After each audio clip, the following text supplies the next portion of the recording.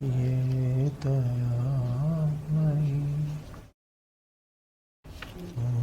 कृपा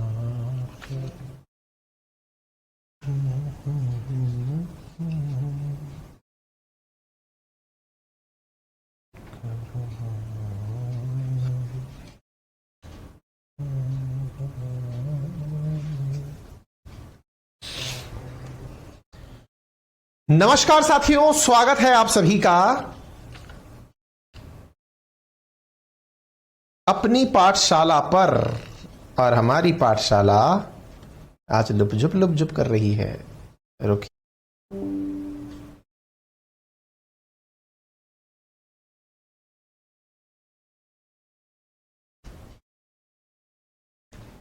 आरएनए से net connect कर गए थे, अब हमने अलवर 5G से किया।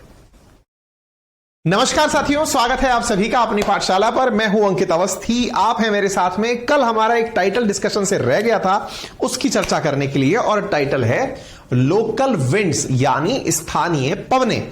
मैं अभी तक आपको पवनों के ऊपर दो पूरे सेशन दे चुका हूं। ये जानने इसलिए जरूरी थे क्योंकि इन पर जितनी आपकी जानकारी होती है उतना ही बेहतर आप चीजों को समझने में काम करते हैं। हां जी, मेरे साथी जो इस समय प्रेजेंट हो चुके हैं सभी को वेरी गुड इवनिंग।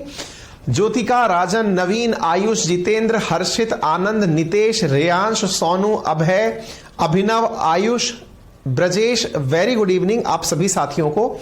चलिए सेशन की शुरुआत करते हैं और आप सबसे छोटी सी गुजारिश भी कर लेते हैं। गुजारिश यह है कि यहां से आगे जो मैं अब पढ़ाने आपको जा रहा हूं उसमें आपसे अपेक्षित है कि आप उस टाइटल को याद करेंगे। याद करेंगे से मतलब अब तक जो जानकारी हमने ली थी वो जानकारी थी जिन्हें आप समझ रहे थे, परमानेंट विंड्स समझ रहे थे, आपने पीरियोडिक विंड्स को भी समझा था। लेकिन अब समझने के साथ साथ एक फैक्चुअल जानकारी देने जा रहा हूं, लेकिन उसे याद करना जरूरी है। क्यों जरूरी है? देखिए, याद करना इसलिए जरूरी है क्योंकि उस विषय से सवाल बड़े पूछे जाते हैं। चलिए बिना किसी देरी के इसकी हम शुरुआत करते हैं। तस्वीरें आपके सामने हैं, दुनिया भर के कॉन्टिनेंट्स हमने आपको यहां पर दिखाए हुए हैं। यदि आप इन कॉन्टिनेंट्स को बेहतरीन तरीके से देखने का प्रयास करते हैं तो आपको दिखाई देता है कुछ क्षेत्रों में कुछ विशिष्ट प्रकार की हवाएं चल रही हैं। इनका नाम लोकल विंड्स ही इसलिए है क्योंकि जो हवा नॉर्थ अमेरिका में चल रही है वो हवा साउथ अफ्रीका में नहीं है, साउथ अमेरिका में नहीं है।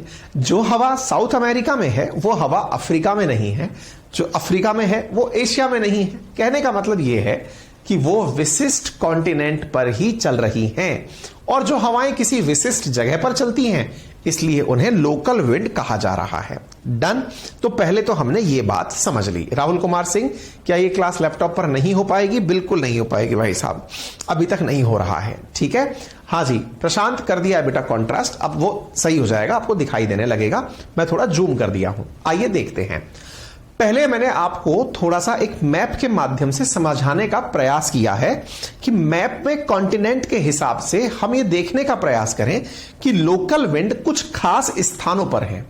उन खास स्थानों पर स्थित लोकल विंड्स को हम एक एक करके उनके इंपॉर्टेंस के साथ पढ़ने की शुरुआत करते हैं।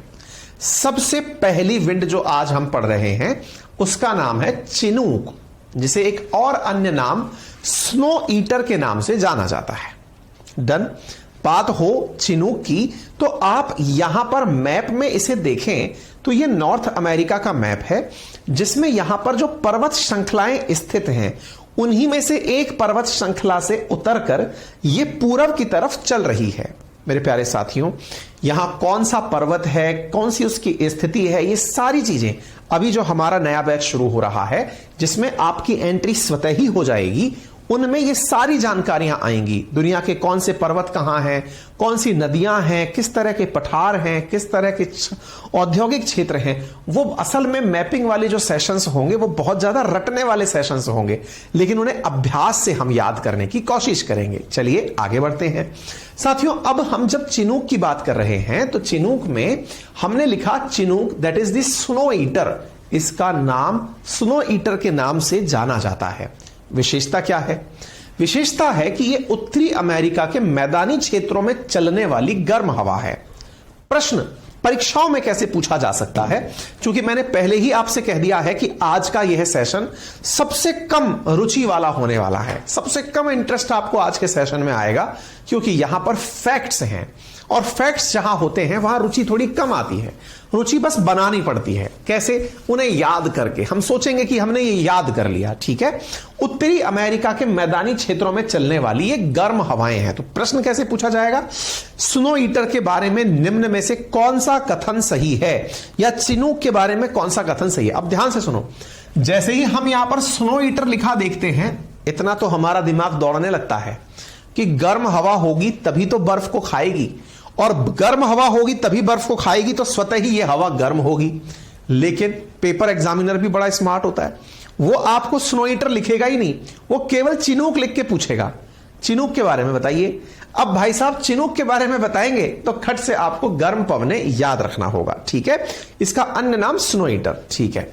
ये पवने ग्रीष्म ऋतु के आगमन पर मैदानों में स्थित बर्फ को पिघला देती है। अर्थात अमेरिका जिस जगह स्थित है टेम्परेट रीजन में, वहां पर जब यह हवा चलती है तो मैदानों में स्थित जो बर्फ है उसे पिघलाने का काम करती है। अतः मैदान गेहूं की खेती के लिए उपलब्ध हो जाते हैं। आपको याद होना चाहिए, इंडिया के केस में भी गेहूं का पैदावार उन क्षेत्रों में ज्यादा होता है जो ट्रॉपिकल एरिया से थोड़े से टेम्परेट वाले क्षेत्र में है, या फिर कहिए उत्तर भारत के क्षेत्रों में गेहूं का उत्पादन ज्यादा होता है। क्यों ऐसा है? क्योंकि असल मायने में गेहूं ठंड की फसल है, जिसे आप खरीफ और रबी में रबी की फसल के रूप में जानते हैं। रबी ठंड में होती है और गेहूं की पकावट भी ठंड में होती है, लेकिन ठंड एक इतनी हो जो कि बर्फ जैसी हो, और एक ऐसा टेम्परेचर जो कि आइडियलिस्टिक टेम्परेचर हो, 10 से लेकर 25 डिग्री का सेंटीग्रेड, 5 से लेकर के 20 डिग्री सेंटीग्रेड। इस तापमान रेंज में जब होती है तो फसल बेहतरीन पकती है, ठीक है। ये पवने गेहूं की खेती के लिए लाभदायक होती हैं, आपको पता होना चाहिए। हालांकि अमेरिका में वेजिटेरियन लोगों की संख्या भारत की तुलना में शायद कम ही होगी, क्योंकि जनसंख्या कम है, लेकिन गेहूं की पैदावार प्रचुर मात्रा में होती है। और आपको मालूम होना चाहिए, यहां पर जो गेहूं का उत्पादन है, ये पिग फार्मिंग, जिसे आप मतलब सुअर की खेती, जिसे आप कहते हैं सुअर को पोल्ट्री फॉर्म में भर के रखते हैं, उसमें की जाती है। इसी से जुड़ी हुई एक कहानी है जो हम लोग ग्रीन हाउस, जो अपने यहां पर ग्रीन रेवोल्यूशन की कहानी सुनते हैं, उसमें कहा जाता है। कैसे? आपको याद होगा, इंडिया को यही वाला गेहूं जो अमेरिका अपने सुअरों को खिलाने के लिए पैदा करता था, जिसका नाम PL480 था, इसी गेहूं को अमेरिका भारत को निर्यात किया था ग्रीन रेवोल्यूशन के लिए। वो हमारी मजबूरी बना था। अमेरिका ने हमें बेइज्जत करते हुए, जब हमारे पास अनाज नहीं था, तो उसने PL480 नामक गेहूं भारत को भेजा था, जिससे हमें बड़ा ह्यूमिलिएशन फील हुआ था कि जो ये गेहूं अपने सुअरों को खिलाते हैं, इन्होंने ये भारत को भेजा है। वो उस समय के देश के जो हेड थे, उनके लिए बड़ा इंसल्टिंग था। उस समय नेहरू जी को यह चीज बड़ी बेइज्जती वाली लगी थी कि हमारी इतनी बड़ी स्थिति खराब है कि हमें गेहूं के लिए किसी के सामने खड़ा होना पड़ा है। भारत वैचारिक रूप से उस समय यूएसएसआर के साथ था, लेकिन गेहूं लेने के लिए हमें अमेरिका के पास जाना पड़ा था। अमेरिका ने यह कहते हुए कि आप तो यूएसएसआर के पक्षधर हो, हमारे पास गेहूं लेने क्या आए हो, अगर आपको हमारी बात करनी है तो लो, इसे खा लेना। और कहते हैं कि उसी ने हमारे अपने खुददारी को चेज किया कि यार हमारे साथ तो इंसल्ट हो गई, और हमने उस इंसल्ट का बदला ग्रीन रेवोल्यूशन से लिया। आज दुनिया की सबसे बड़ी पॉपुलेशन भले हम रखते हो, लेकिन आज हम गेहूं एक्सपोर्ट करने की ताकत भी रखते हैं, ठीक है। यह बात केवल इसलिए रिलेट करने के लिए, क्या अमेरिका में गेहूं होता है? जी हां, अमेरिका में गेहूं होता है, और वो उसका उत्पादन भी करता है। उसके साथ एक घास भी आई थी खरपतवार के रूप में, उसे पार्थेनियम घास के नाम से भी जाना जाता है। कई लोग उसको चिढ़ाने की भाषा में कांग्रेस घास के नाम से भी बोल देते हैं। कहते हैं कि साहब ये मतलब जहां कहीं भी है वहां पर पार्थेनियम ही है। पहले उस समय पर कांग्रेस संपूर्ण भारत में हुआ करती थी, तो कहते हैं कि ये कांग्रेस घास है। जैसे कांग्रेस सब जगह है, ऐसे ये घास सब जगह है, ठीक है। तो उस तरह से उसका एक उपनाम भी पड़ा था, उसे पार्थेनियम घास के नाम से खरपतवार को जाना जाता है। आइए, इसे हिमभक्षी भी कहा जाता है। ये पवनें रॉकी पर्वत के पूर्वी ढाल से अवतलित होती हैं, यानी कि गिर के नीचे की तरफ आती हैं। कहां है रॉकी पर्वत? तो रॉकी पर्वत से इस तरफ पूर्वी ढाल, ये पूर्वी ढाल जो है इस तरफ से निकल करके आती हैं। बस परफेक्ट है, इतनी सी जानकारी अगर आप रख लेंगे इस जानकारी को, तो आप इसे इस तरह से याद रख लेंगे कि ये स्नो ईटर है, यानी कि बर्फ को पिघलाने का काम करती है। बर्फ को पिघला के तापमान को सामान्य बनाती है। सामान्य तापमान गेहूं की खेती के लिए उपयोगी होता है।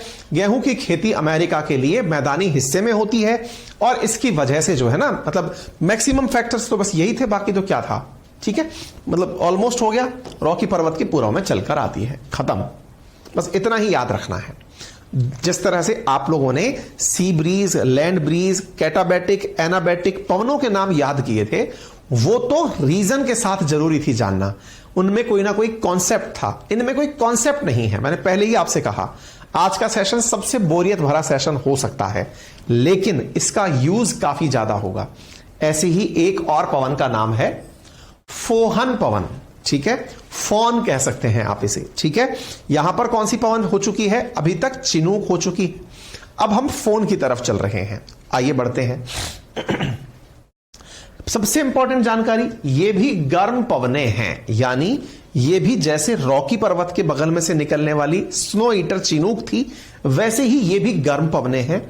ये आल्प्स पर्वत से अवतलित होकर स्विट्जरलैंड के मैदानी क्षेत्रों में बहती हैं। वार्म है, वार्म के अंदर ये कहां बह रही हैं? स्विट्जरलैंड के मैदानी हिस्सों में। आपको मालूम हो, आइए मैं आपको दिखाता हूं। ये वाली जगह अगर आप देखें तो ये रहा आपके पास स्विट्जरलैंड वाला एरिया।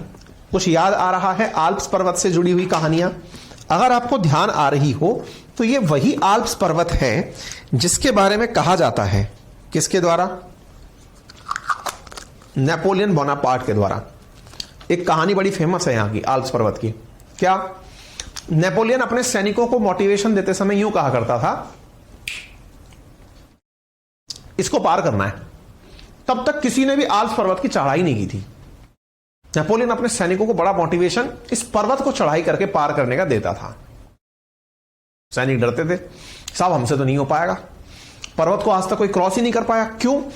फिर से एक तो ये टेम्परेट रीजन में है, पूरी तरह बर्फ से ढका हुआ है, सर नहीं हो पाएगा। बोले लोड क्यों लेते हो, करेंगे, इसको पार करेंगे। उसने कहा आप मेरे साथ चलना शुरू करें। वो चलना शुरू हुआ। ऐसी कहानी प्रचलित है कि नेपोलियन एक बार ऐसे चलते हुए जा रहा था, रास्ते में उसको एक बुढ़िया मिलती है। वो बुढ़िया उससे पूछती है, बेटा कहां जा रहे हो? बोले माई आल्प्स पर्वत को क्रॉस करने, पार करने जा रहा हूं। बोले बेटा इससे मत जाओ, कहीं और से होकर निकलो, ये रास्ता सही नहीं है, इस पर आज तक कोई भी गया है वो जिंदा वापस नहीं आया। नेपोलियन ने, कहते हैं उस समय गले में एक माला पहनी हुई थी मोतियों की, वो माला निकालता है और मोतियों की माला माता को पहना देता है। बोले माता आपने मुझे मोटिवेशन दे दिया। बोले क्यों? बोले जो कोई नहीं कर सका वो काम तो मैं करूंगा ना, और जब मैं करूंगा तो ये तो आपने मुझे बताया कि पहली बार ही ये काम होगा, और फर्स्ट टाइम करने का जो जोश होता है वो तो कुछ और ही होता है। बोले अब मैं चलूंगा। कहते हैं ना नेपोलियन द ग्रेट, बोनापार्ट को ग्रेट क्यों बनाया, वो इसी तरह से था। कहते हैं कि वो छोटा जरूर था लेकिन सपने बड़े ऊंचे हुआ करते थे। कहते हैं नेपोलियन ने, अभी किंवदंतियां हैं, सच्चाई है, ये तो ईश्वर जाने, लेकिन कहते हैं कि उसने अपनी सेना को साथ लिया और कहा कि हम इसे क्रॉस करेंगे। आल्प्स की गहराइयों को क्रॉस करने की जब सेना तैयार हुई तो पहाड़ों में ना इस तरह से वलित फोल्ड पर्वत होते हैं ना, पहले एक चोटी आई, फिर घाटी आई, फिर चोटी आई, फिर घाटी आई, फिर चोटी आई, फिर घाटी आई। वो अपने सैनिकों से चोटी और घाटी क्रॉस करवाता रहा और सबसे कहता रहा कि भाई आपको ये जगह क्रॉस करनी है। लोगों ने कहा सर हमसे नहीं हो पाएगी। बोले अभी आपका टारगेट आया ही नहीं है, अभी आल्प्स तो बचा है, सामने है आल्प्स, वो तो दिख ही नहीं रहा। आल्प्स तो अभी आएगा, उस तक तो पहुंचे, उससे पहले की जो चोटियां हैं उन पर ही हम हार क्यों माने। आल्प्स पर जब पहुंचेंगे उसको हम छोड़ देंगे, वहां तक चल के आएंगे। सैनिकों को ऐसा कहते कहते वो ले गया। और जब आल्प्स क्रॉस हो गया और सैनिकों ने पूछा सर हम आल्प्स क्रॉस नहीं करेंगे, बोले बेटा उसको तो जाने कब का आप पीछे छोड़ चुके हो। तो कहते हैं कि उसमें लीडरशिप स्किल भी गजब की थी। वो अपनी टीम को इतना मोटिवेशन देके रखता था कि उसे हर खतरा छोटा लगता था, उसे लगता था कि कोई खतरा है ही नहीं सामने। ठीक है, तो ये कहानियां हैं। तो अब हमने स्विट्जरलैंड और आल्प्स दिमाग में रख लिए, और आल्प्स जब दिमाग में रख लिए तो अब हमने मैदानी क्षेत्र भी रख लिए, और आल्प्स के पर्वत से निकल करके क्या निकल कर आती थी, फोन पवनें आती आती थी, और ये पवनें जो हैं ये भी बर्फ को पिघलाने का कार्य करती हैं। ठीक है, और जब पिघलाने का कार्य करती हैं तो ये भी पिघला करके मैदानों में जो फसलें हैं उन्हें हरी भरी कर देती हैं। अंगूर की खेती के लिए ये लाभदायक होती हैं। अंगूर, अब अंगूर की कहानी भी थोड़ी सी सुन लीजिए, हालांकि इससे रिलेटेड है या नहीं, लेकिन आप रिलेट कर लीजिएगा क्योंकि ये ऐसी चीजें होती हैं जो आपको बहुत ज्यादा काम आती हैं। राजन इसी समय पर चलेगी बेटा, ठीक है। लक्ष्मी सर प्लीज जल्दी राजस्थान जीके का भी कोर्स लॉन्च करिए, आपका कंटेंट बहुत अच्छा है। बिल्कुल, लेकिन बेटा पहले हमें ये खत्म करने दो, है ना। करंट अफेयर प्लेलिस्ट अलग से बना दीजिए, करंट अफेयर बहुत ज्यादा है, प्लीज। बिल्कुल हो जाएगा, प्लीज अभी पढ़ लीजिए, है ना। शुभाना खान सर, जब रिकॉर्डेड वीडियो फास्ट वीडियो में देखते हैं तो वो रुकती है, हैंग होती है। बेटा आप अपना नेट अच्छे से रिचार्ज करवाइए, हो जाएगा। आप ना ये सब चीजें क्लास के बीच में ना पूछा करें, बाद में अपन बात या बतिया लेंगे, क्योंकि कहानी किससे ये सुनोगे तो मजा ज्यादा आएगा। थोड़ा आगे चलते हैं, अंगूर की खेती के बारे में सुन लीजिए। आप में से बहुत सारे लोगों को फिल्मों में वाइन का ग्लास पकड़े देखा होगा, बहुत सारे लोगों ने वाइन का ग्लास पकड़े हुए देखा होगा। अब अपने केस में तो क्या होता है, वाइन इसलिए पीना पसंद करते हैं क्योंकि ये ब्रिटिशर्स पीते हैं। वो राउंड सा ग्लास, उसको 2 उंगलियों से फंसा करके पीना, नीचे स्टैंड का लटके रहना, रेड कलर का सा कुछ होता है, खून सा पीते हुए लोगों को देखा होगा। ठीक है साहब, उस वाइन की स्टोरी इसी अंगूर से शुरू होती है। उसको कई लोग आपको ये कहते हुए सुने होंगे कि देखो ये तो अंगूर से बना हुआ रस है, इसको पीने में क्या दिक्कत है। कारण है साहब, वहां अंगूर पैदा होता है, उन्होंने अपने काम को इतना पसंद किया कि लोगों की आदत में डाल दिया। कैसे? अंगूर की खेती हुई बढ़िया, अंगूर की फसल बहुत ज्यादा लंबे समय तक तो टिकती नहीं है। जब वो फसल टिकती नहीं है तो उस अंगूर की फसल को वो लोग इकट्ठा करके कि अब क्या करें इसका, तो बोले इसको इकट्ठा करो। जैसे अपने यहां क्या होता है, नींबू एक सीजन में आता है, दूसरे सीजन में खाने के लिए आपको नहीं मिलता है। ऐसी स्थिति में हम लोग क्या करते हैं, उसको पिकल में चेंज कर लेते हैं, अचार में बदल लेते हैं, है ना, कि भाई पकड़ इसको अचार में बदल लो ताकि लंबा चले। ऐसे ही जो कैरियां आती हैं, कच्चे आम जो आते हैं, उनको हम क्या करते हैं, जिस सीजन में आ रहे हैं उस समय तो खा लिया, उसके बाद फिर अचार में बदल दिया ताकि आगे तक खा सकें। अंग्रेज भी ऐसे ही करते थे। वो क्या करते थे, बोले यार इसको आगे तक बचा के रखना है, क्या करें, बोले इसको ऐसे ही रख दो, फर्मेंटेशन के लिए छोड़ दो, इसका किण्वन होने दो, ऑक्सीडेशन होने दो। बोले ठीक है साहब। अब उस तरह से अंगूर को सड़ने के लिए छोड़ दिया जाता था, फर्मेंटेशन के लिए, फिर किण्वन होता था उसका। उसकी वजह से उस अंगूर के जो रस में मतलब जो मिठास थी उसका ऑक्सीडेशन होना शुरू होता था। अनएरोबिक और एरोबिक दोनों प्रकार की प्रक्रियाओं से, फर्मेंटेशन से उसमें एल्कोहलिक गुण पैदा हो जाते थे। जब वो एल्कोहलिक गुण उसके अंदर पैदा होते थे तो वही रस जो है वो रस के साथ साथ नशा भी देता था, और यहीं से जिसका अंगूर जितना पुराना वो उतना अच्छा कहलाता था। तो यहां से ये वाइन का कंसेप्ट निकल करके आ गया। तो अंगूरों से वाइन का कंसेप्ट डिराइव हुआ और वो आज तक पूरी दुनिया में चल रहा है। तो इस तरह से जो यूरोपियन वाइन कल्चर है ना, वो हम लोगों ने एज इट इज फॉलो कर लिया। वास्तविकता में अपन लोग छाछ राबड़ी पीने वाले लोग हैं। हमारे क्षेत्र में वो चीज बहुत अच्छे से होती है, लस्सी होती है, छाछ होती है, जूस होता है। हम लोग उनकी नकल इसलिए करें, उन्होंने तो उसे आपदा को अवसर में बदला, हमने उसे फैशन समझ लिया और उसको हमने डाल लिया। ठीक है, चलिए आगे बढ़ते हैं साहब। हाँ जी, आगे बढ़े साहब। तो ये फोन विंड बता दी मैंने आपको और ये सारी जानकारी दे दी। अब चलते हैं हार्मटन विंड की तरफ, डॉक्टर विंड भी इसे कहते हैं। ये कहां आती है, ये गर्म और शुष्क पवनें हैं जो सहारा मरुस्थल के क्षेत्र में चलती हैं। सहारा मरुस्थल कहां है, अफ्रीका के उत्तर की तरफ जब आप चलते हैं, सालेह क्षेत्र के उत्तर में जब आप चलते हैं तो जो क्षेत्र मिलता है उसे सहारा मरुस्थल के नाम से जाना जाता है। ठीक है, मरुस्थलीय क्षेत्र में अफ्रीका के पश्चिमी तटवर्ती क्षेत्र की ओर ये चलती हैं। ये पवनें पश्चिमी क्षेत्रों में पाई जाती हैं। पश्चिमी बोले तो अफ्रीका से अटलांटिक ओशियन की तरफ जब आप चलेंगे उस तरफ पाई जाती हैं, और ये अतिरिक्त आर्द्रता को अवशोषित कर लेती हैं। ह्यूमिडिटी जो कि अटलांटिक ओशन से चलकर अंदर की तरफ आ रही है उसे ये अपने अंदर अवशोषित कर लेती हैं। ठीक है, अतः ये पवनें कष्टकारी मौसम परिस्थितियों को सुहावना बना देती हैं। अतः इन पवनों को डॉक्टर पवनें कहते हैं। कहां पर हैं ये पवनें, आइए मैं दिखाता हूं। एक बार के लिए इस तस्वीर को देखें आप। ये वाला जो क्षेत्र है इसे अगर आप एहसास कर पाए तो जिस तरह से अपन इंडिया का मैप देखते हैं, ये देखो साउथ वेस्ट मानसून है, ये मतलब ये अपना क्या कहते हैं उसको, सदर्न भारत का हिस्सा है। यहां पर साउथ वेस्ट मानसून की पवनें आती हैं यूं कुछ इस प्रकार से।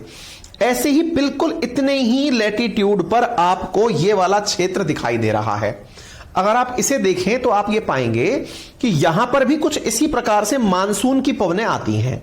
मानसून की जो पवनें आती हैं उनमें ये सहारा जो डेजर्ट है, यहां से गर्म हवाएं चलकर इस तरफ आती हैं, यहां से ठंडी हवाएं और यहां से गर्म हवाएं।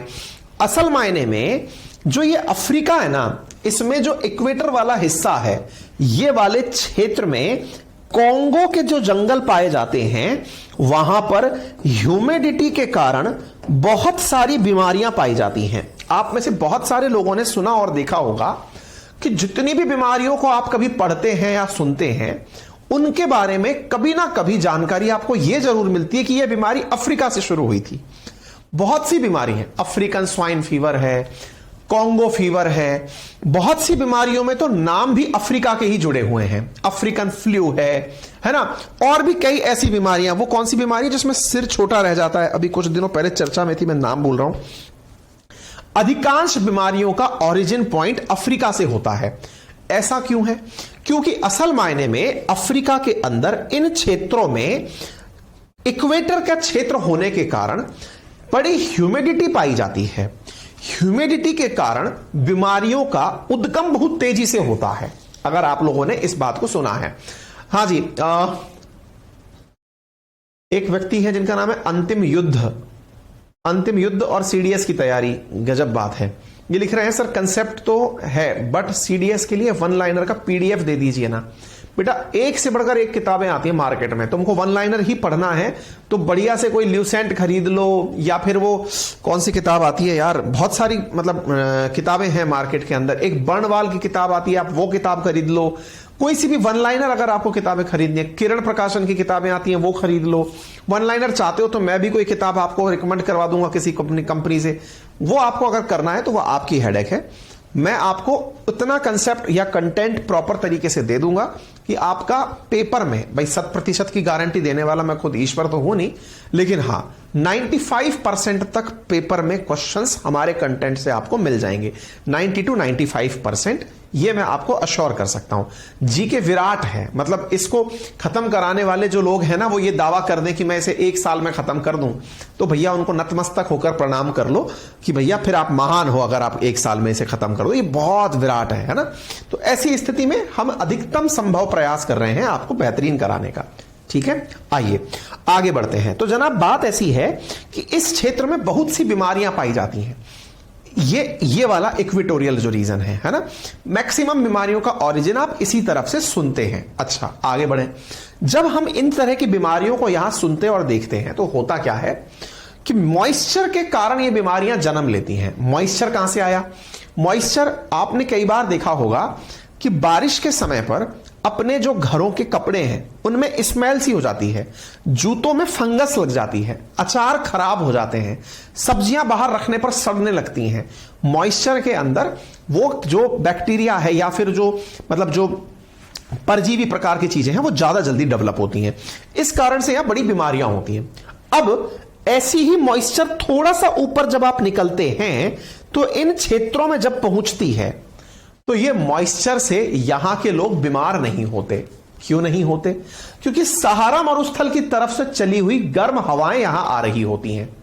यहां तो गर्म हवाएं पहुंच नहीं पा रही होती हैं, तो वो जो गर्म हवाएं हैं वो इन मॉइस्चर वाली हवाओं को न्यूट्रल कर देती हैं और मौसम को खूबसूरत कर देती हैं, सुहाना कर देती हैं। इसलिए इन पवनों को कि भाई यदि ये पवनें चल गई तो लोग बीमार नहीं होंगे, इसलिए इन पवनों को हम हर्मटन या डॉक्टर पवनों के नाम से जानते हैं। ठीक है, उम्मीद है आप लोगों को यह बात प्रॉपर तरीके से समझ में आ रही हो। आगे बढ़ते हैं। हमने ये सुनूक बता दिया, फोहन बता दिया, हर्मटन बता दिया और ये पवनें बता दी, ये हो गया। चलिए आगे बढ़ते हैं साहब। फिर है सिरोको यानी लाल रक्त वर्षा। अब इसकी क्या कहानी है? बड़ी इंटरेस्टिंग कहानी है। देखो यदि आप यूरोप को ध्यान से देखें तो यूरोप के केस में ना, मतलब आप ऐसे समझिए, ये जो क्षेत्र आपको दिखाई दे रहा है दैट इज मेडिटेरेनियन ओशियन। यदि आप मेडिटेरेनियन ओशन को देखें तो ये जो जूते के आकार का देश आपको दिख रहा है दैट इज इटली, ठीक है ना, हाई हील का सैंडल पहन करके जो देश बना हुआ है दैट इज इटली। तो होता क्या है कि ये जो मेडिटेरेनियन ओशन है ना, यहां से कुछ गर्म हवाएं इस तरफ भी चलने लगती हैं। किस तरफ? समुद्र की तरफ। भाई सहारा मरुस्थल है, गर्म हवाएं हैं, जैसे आपने लैंड ब्रीज और सी ब्रीज सुनी है, बिल्कुल इसी प्रकार से यहां से भी हवाएं समुद्र के ऊपर चलने लगती हैं। तो होता क्या है, इधर देखिए, ये गर्म और शुष्क हवाएं होती हैं जो दक्षिणी यूरोप की तरफ चलती हैं। दक्षिणी यूरोप बोले तो ये वाला यूरोप का हिस्सा दक्षिणी यूरोप है। भाई ये तो अफ्रीका हो गया। यदि मैं आपको वर्ल्ड मैप दिखाऊं तो वर्ल्ड मैप देखिए एक बार, आप देखिए ये वर्ल्ड मैप हो गया। ये जो यूरोप का हिस्सा है, इस यूरोप में ऊपर की तरफ नॉर्थ है, नीचे की तरफ साउथ है। तो इस साउथ वाले यूरोप की तरफ अफ्रीका से हवाएं जो है वो यूं चलने लगती हैं। ठीक है साहब, अफ्रीका से हवाएं यूरोप की तरफ जब चलना शुरू होती हैं, गर्म से ठंडे की तरफ जब हवाएं चलना शुरू होती हैं, तो क्या होता है अब मैं आपको वो बताता हूं। तो हुआ क्या कि इन हवाओं के चलने के कारण सहारा मरुस्थल से ये हवाएं अपने साथ जो सहारा मरुस्थल की मिट्टी है उसे लेकर चलती हैं। अब देखो, सहारा मरुस्थल की तो मिट्टी हो गई और मेडिटेरेनियन ओशियन से पानी भर लिया, अपने अंदर एब्जॉर्ब कर लिया। जैसे बादलों में होता है, अपने बादल जो आप देखते हैं या तो वो व्हाइट कलर के दिखाई देते हैं या वो काले कलर के दिखाई देते हैं। क्यों? क्योंकि काली डस्ट पर वो लिपटे हुए हैं। ऐसी स्थिति में यहां पर क्या होता है, ये जो डस्ट लेकर सहारा मरुस्थल की निकली, सहारा मरुस्थल जो कि रेड डस्ट का है, उसको लेकर के मेडिटेरेनियन ओशन से जब पानी गया तो अपने साथ में ह्यूमिडिटी लेकर गया और इस जगह पर यहां जाकर ये बारिश कर दिया। जब बारिश किया तो बारिश में वो लाल मिट्टी के कण भी नीचे गिरने लगते हैं। उससे देखने वालों को यह लगता है कि खून बरस रहा है। तो यानी एक प्रकार से ये रक्त वर्षा के लिए जिम्मेदार होता है। अर्थात बारिश का जो पानी है, आपने भारत में देखा होगा ना, बारिश का पानी ब्राउन कलर का आता है। हालांकि पानी तो एकदम साफ आता है, शुरुआत में जो पानी टपकता है वो हल्का ब्राउन होता है, ब्राउनिश होता है। डस्ट का जो पोर्शन है वो गिर रहा है। यहां की जो डस्ट है that is of red colour, वो जब यहां गिरती है तो उसकी वजह से फीलिंग ये आती है कि रेड कलर का है। इसके पीछे जो जिम्मेदार थी दैट इज सिरेको। उम्मीद है आपको यह बात समझ में आ रही हो। ठीक है, इटली तथा दक्षिणी यूरोप के भागों में गिरती है, रक्त वर्षा के नाम से जाना जाता है, सिरोको नामक एयर है। डन, उम्मीद है यह बात समझ में आ गई होगी। और जिन देशों में, जैसे इटली के अंदर ये गिर रही है, इजिप्ट में, लीबिया में, ट्यूनीशिया में, स्पेन में, इन हवाओं के जो सहारा मरुस्थल से जा रही हैं इक्वेटोरियल उसकी तरफ, मेडिटेरेनियन ओशन की तरफ, उनके कुछ लोकल नाम हैं जो हमने यहां पर आपको लिखकर कंटेंट के अंदर दिलवा दिए हैं। ठीक है। स्नेहा गुप्ता, सर आप इंग्लिश भी पढ़ाएंगे? अरे नहीं बेटा, ऐसा कुछ नहीं, केवल जी के पढ़ो। मस्ती को बात सीरियसली में ले लेते हो आप लोग। ठीक है, गर्म हवाएं समझ में आ गई। होपफुली आपको 4 बड़ी हवाएं, 5 बड़ी हवाएं हमने आपको समझा दी। अब चलते ठंडी हवाओं पर। क्या हवाएं केवल गर्म ही होती हैं? यह सवाल भी बन सकता है। बोले नहीं साहब, ठंडी भी होती हैं। जैसे, आइए मैं आपको बताता हूं। साथियों, एक हवा का नाम हम यहां ले रहे हैं, दैट इज मिस्ट्रल। यह हवा ठंडी और शुष्क हवा है और फ्रांस और स्पेन में बहती है। इन हवाओं के क्षेत्र में शीत ऋतु की तीव्रता को बढ़ा देने की प्रवृत्ति होती है। देखिए जरा, आप इस मैप को समझने का प्रयास करिए। साथियों, ये जो मैप में आपको देश दिखाई दे रहे हैं, इनमें से जो हवा चलना शुरू हो रही है, देखो ये तो हो गया यूके। यूके से होकर के ये क्षेत्र जो है वो ये फ्रांस और ये रहा स्पेन। फ्रांस और स्पेन के ऊपर से हाई प्रेशर से लो प्रेशर की तरफ हवाएं बहना शुरू होती हैं। हवाओं के बहने से इस फ्रांस और स्पेन के अंदर ठंड का आगमन होता है। जब भी कोई हवा उत्तर की तरफ से आए, यानी नॉर्थ की तरफ से आए, तो नॉर्थ में चूंकि ऊपर की तरफ आर्कटिक सर्कल है, आर्कटिक सर्कल ठंडा है, तो ठंडे से आप जब नीचे की तरफ यानी दक्षिण की तरफ प्रवाहित होंगे तो आप क्षेत्र को ठंडा कर देंगे। वहीं दूसरी ओर जब आप इक्वेटर से उत्तर की तरफ चलेंगे या इक्वेटर से दक्षिण की तरफ चलेंगे तो आप हवा को गर्म हवा के रूप में लेकर चलेंगे। ऐसी स्थिति में अधिकांश हवाएं जो उत्तर से दक्षिण की तरफ आ रही होती हैं, इक्वेटर के नदर्न पोल में वो ठंडी हवाएं होती हैं। उनमें से इस पवन का नाम मिस्ट्रल पवन है। फ्रांस और स्पेन में बहती है। आप में से कुछ लोग कह सकते हैं सवाल क्या पूछा जा सकता है सर? सवाल यह पूछा जा सकता है कि बताइए, मिस्ट्रल लिखकर ऑप्शन दे दिया, केवल ये कि ये एक गर्म हवा है या फिर यह एक ठंडी लोकल विंड है।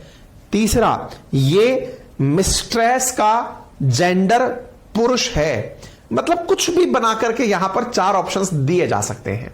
आपको उनमें से अपने अनुरूप बेस्ट ऑप्शन चुनना है और अकॉर्डिंगली आंसर देना है। आप सबसे एक छोटा सा विनम्र निवेदन है, अगर आप स्वीकार करें तो आप में से मेरे बहुत सारे प्यारे भाई बहन जो इस क्लास में उपस्थित हैं, वो इस कमेंट बॉक्स के अंदर सर इंग्लिश लाओगे क्या, सर साइंस लाओगे क्या, सर ये यूपीएससी में आएगा क्या, सर ये ईपीएफ में आएगा क्या, सर ये पता नहीं क्या क्या तो एग्जाम सीडीएस में आएगा क्या, सर ये उसमें आएगा क्या। बेटा आप जो कमेंट लिख रहे हो ना वो तो कतई नहीं आएगा, और जो मैं यहां पढ़ा रहा हूं वो पहले से जानने की जरूरत आपको होनी चाहिए मुझसे पूछने के स्थान पर। एक अच्छे विद्यार्थी का गुण होता है कि वो अपने सिलेबस को जान ले। ये उस विद्यार्थी की सबसे बड़ी जीत है जिस दिन वो ये जान ले कि उसके सिलेबस में क्या लिखा हुआ है। मैं वो सारे जर्नलिस्टिक टाइटल्स आपको पढ़ा रहा हूं, एक बार हमारी पुरानी क्लासेस उठाकर देखिए, आपको ये समझ में आ जाएगा कि ये टाइटल्स होते हैं रियल में ज्योग्राफी के अंदर, है ना। आपसे छोटी सी गुजारिश है कि आपका समय बहुत कीमती है। मुझे कोई फर्क नहीं पड़ता, मुझे तो आप बहुत प्यारे लगते हो, आप जानते हो मैं बहुत बातूनी हूं, मुझे आप बातों में उलझा लोगे, मैं खूब बातें बना सकता हूं। मेरे को टीचिंग ही पसंद इसलिए क्योंकि मुझे बातें करना पसंद है। ऐसी स्थिति में मैं आपके कमेंट्स का जवाब देने लग जाऊं, बढ़िया आनंद हो जाएगा आपके लिए भी, क्या फर्क पड़ रहा है। 2 परिस्थितियां बनती हैं, सर हमारे कमेंट्स का जवाब नहीं देते, क्या फायदा ऐसा कोर्स लेने से। मैं तो दे सकता हूं भाई, लेकिन मैं आपका शुभ चिंतक हूं। अगर मैं आपके हर फिजूल कमेंट का जवाब देने लगा, आपका इतना समय बर्बाद हो जाएगा कि आप अंत में मुझे प्यार नहीं नफरत से देखोगे। हां, लेकिन अगर मैं